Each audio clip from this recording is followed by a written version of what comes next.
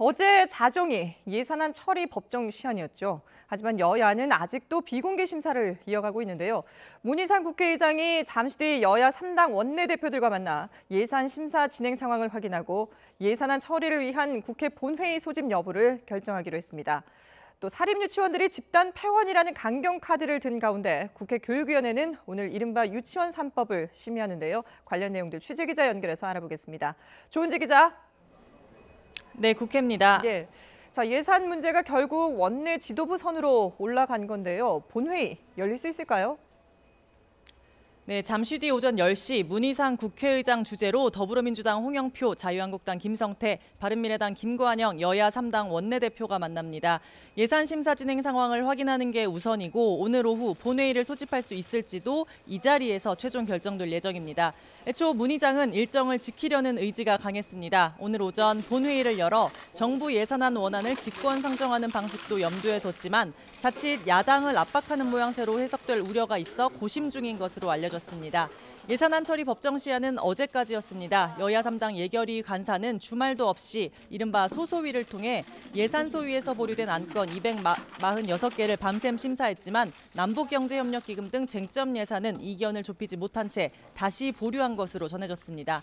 결국 내년 나라살림 예산은 원내대표와 정책위 의장 등 당 지도부끼리의 담판을 통해 매듭지어질 것으로 보입니다. 예산안을 다룰 본회의 일정도 그래서 아직 불투명합니다. 문희상 국회의장은 회의를 마치고 5당 대표와 정기 오찬 모임인 초월회도 엽니다.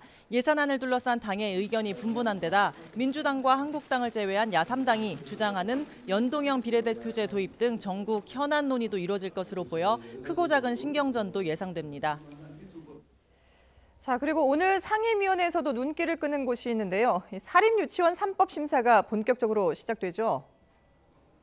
네, 국회 교육위원회는 법안심사소위원회를 엽니다. 사립유치원 관련 법안을 심의하는데요. 민주당 박용진 의원이 주도한 박용진 3법과 자유한국당이 자체적으로 마련한 유치원 3법이 도마 위에 올라 단판을 짓습니다. 돈 관리, 즉 회계 처리 방식이 쟁점입니다. 박용진 3법은 자금을 일원화해서 관리 감독을 받자고 주장하는 반면 한국당의 유치원 3법은 보조금, 지원금은 국가회계로 교육청에 보고하고 학부모가 내는 돈은 일반 회계로 구분해 따로 외부에 공개하게끔 했습니다. 지원금과 보조금 공방도 헷갈리실 텐데 지원금은 유용해도 딱히 처벌할 수가 없습니다. 민주당은 이걸 처벌, 환수가 가능한 보조금으로 전환하고 강력한 처벌 조항을 두자고 하고 있는데 한국당은 학부모 선택을 존중하는 지원금 본연의 특성을 살려야 한다고 맞서고 있습니다. 중간 입장이었던 바른미래당이 어떤 절충안을 내놓을지에 따라 분위기도 좌우될 것으로 보입니다. 오늘 10시에 시작하는 법안 소위는 이례적으로 생중계됩니다. 소위 참석 의원 모두가 공개에 동의했습니다.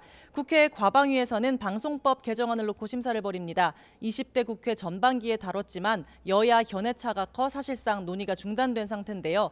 지상파의 중간 광고 도입이나 공영방송 지배구조 논의 등이 다뤄질 예정입니다. 새 소식 계속 전해드리겠습니다. 지금까지 국회에서 YTN 조은지입니다.